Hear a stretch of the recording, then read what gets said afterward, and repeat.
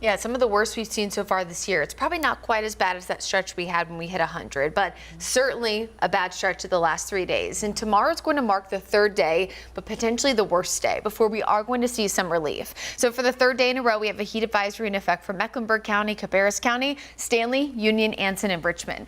Now, you've probably heard me say this about 1,000 times at this point, but remember, just because your county isn't under this technical heat advisory, if you're in Lancaster, Lincoln, up in Catawba County, everybody should prepare the same way. We know that the heat is going to be above average as heat index values will peak close to 105, if not hotter. So yes, it's making the third day in a row of heat advisories and the warmest and most humid day we've seen.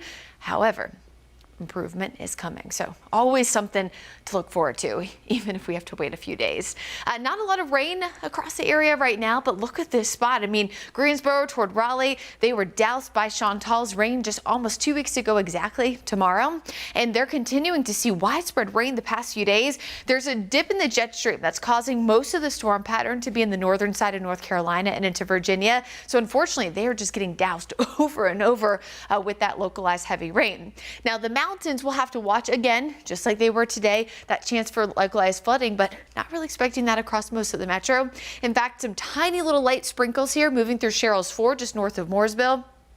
Just crossing over here, Lake Wiley. Look how quickly, though, they're starting to fall apart as we're only looking at light rain now, even though about an hour or so ago there was more moderate rain. And then one tiny little shower there in northern central portions there of Cleveland County, just north of Shelby.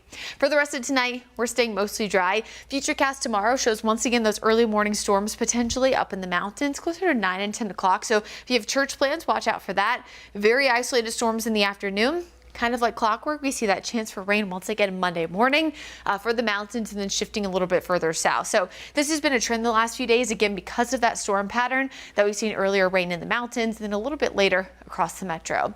Compared to today, Sunday has very similar storms overall, very limited, but Monday could be slightly more stormy. Tuesday is probably going to be our stormiest over the next few days as we'll be tracking a very brief cold front passing through the region. Now we know it's July, so cold fronts aren't going to result in a significant drop in temperatures, but we are going to see a change. We'll go over that in just a second. Rainfall forecast overall the next week in the Charlotte area, very limited, but we know we have a chance for some, as there are going to be a few days here and there with pockets of heavy rain. Mountains, though, see the best chance, especially with all of that moisture sticking around across not just our mountain communities here in North Carolina, but all across the Ohio River Valley. If you have friends and family in southern Florida, central Florida even, if not southern parts there of Louisiana, make sure they're prepared for a lot of heavy rain over the next few days. Right about here, where my parents live, just north of Orlando, and they're looking at 5 to 6 inches over the next week. So if we have any flooding risk across the southeast, it's definitely going to be down in the state of Florida.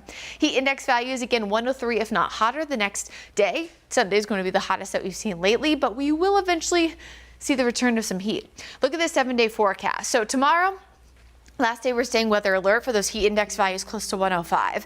Things do improve Monday. It won't be quite as hot and humid, with the best days to get outside probably Wednesday, Thursday, Friday. We're looking drier, still very hot though. Unfortunately, the heat looks to come back with a vengeance by late next weekend, as we could see multiple days top off close to 100. Wow, people have to make sure they drink plenty of water in temperatures like this. Thank you so much for that, Brittany. And be sure to download the WCNC Charlotte News app so you can stay weather alert even when you're on the go.